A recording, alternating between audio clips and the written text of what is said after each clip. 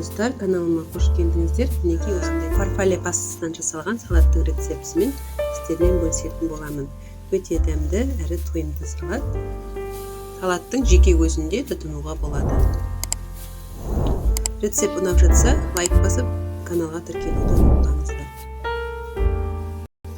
Біз мінекей мынандай фарфалемізді қазір пісіреміз. Қайнаған суымызға жарты қасық тұз саламыз. Мынандай пастамызды салып, қайнаған суға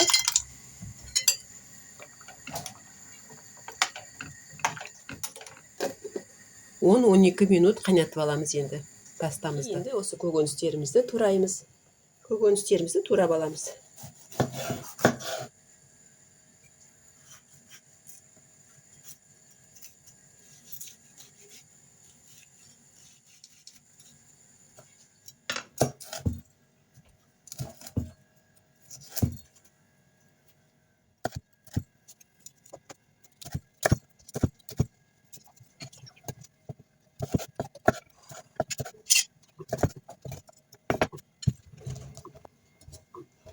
Осылай турап ыдысымызға саламыз.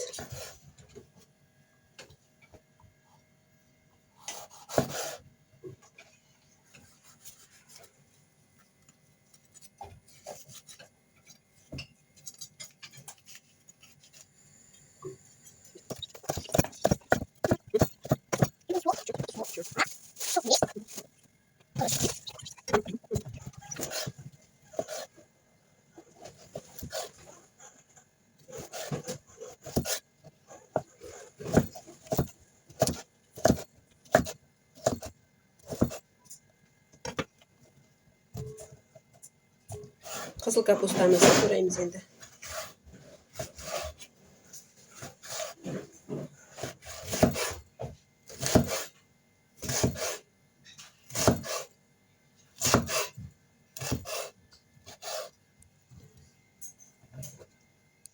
Қызанағымызды тураймыз.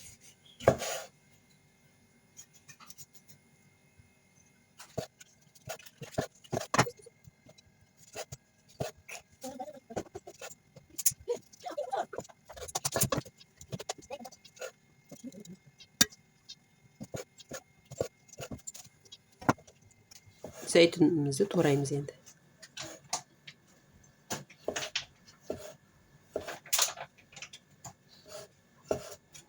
Фарфалеміз пісті, енді түсіріп аламыз.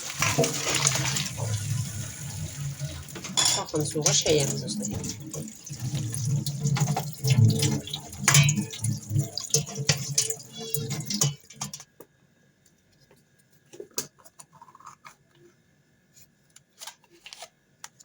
Шөз қасық йогуртымызды саламыз.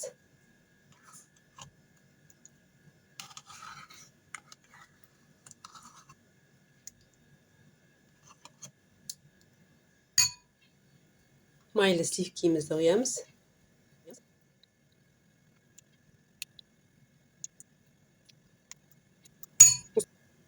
Осындай соустарға арналған сливки. Бір ас қасық ірімшік.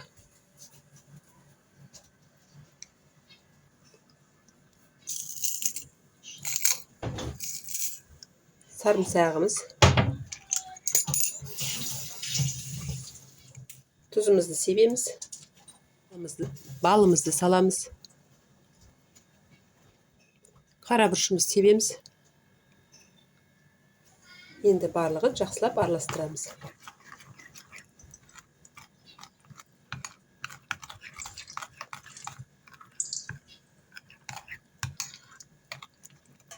Фарфалемізді саламыз. Фарфалемізді салдық. Зәйтүнімізді енді фарфалемізді салып, соусымызды құямыз.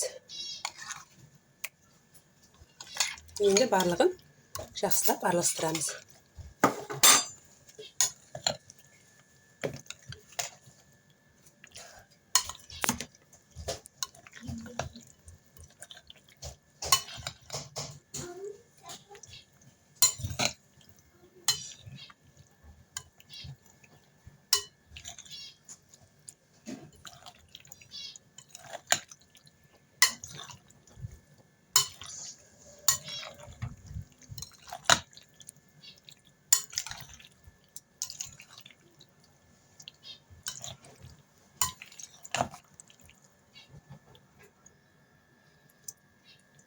Енді ыдысымызға жайлап саламыз.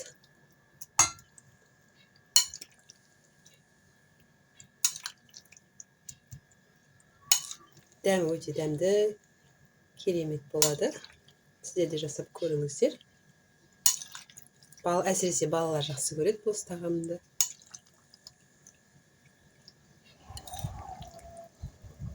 Әрі тойымды, әрі жеңіл. Тойымды болғанымен, жаңағы көкөністермен араласқасын өте жеңіл.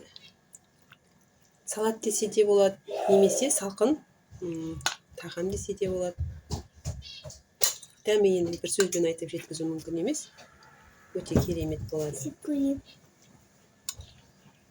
Балаларым өте жақсы көреді осыны.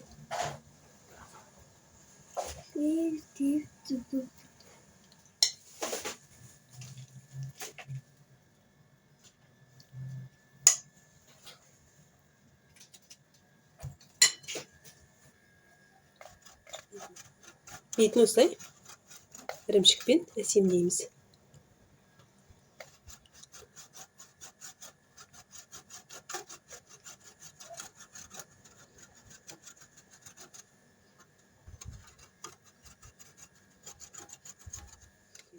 Мінекей осындай әдемі, өте жеңіл әрі тойымды салаттың фарфале пастасынан жасалған салаттың рецептісімен сіздермен бөлісетін боламын. Өте дәмді әрі тойымды салат.